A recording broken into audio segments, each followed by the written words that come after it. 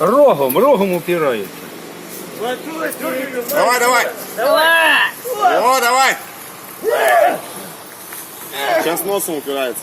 Работник крестьянско-фермерского хозяйства Максим первый хватился рогатой подопечной.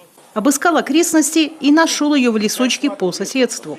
Спасатели долго не могли подъехать к месту происшествия из-за поваленных деревьев и множества заброшенных картофельных ям. В одной из них и провалилась буренка.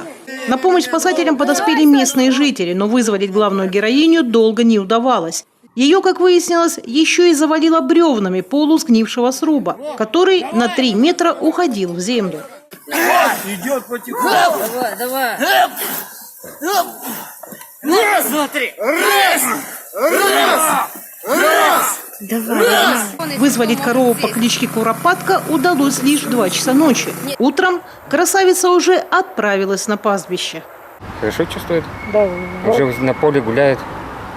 Ничего не поломала? Нет. Все целые, и ноги, и вымя. А как она вообще туда попала? Почему она там бродила? Ну, они вот здесь вот гуляли.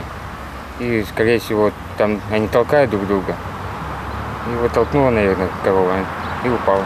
Гуляют по этой территории не только буренки. Весь участок обильно усыпан бутылками из-под спиртного и прочим мусором.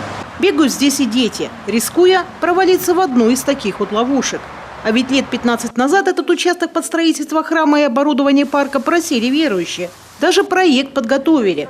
Несколько лет нижничевские ребятишки вместе с родителями наводили на месте порядок. Власти помогали с вывозом мусора. Мы просили, чтобы эту землю нам выделили. Нам ее сразу выделили. И вдруг тут какая-то там у них реформа, и землю передают в федеральную собственность, то есть в Москву.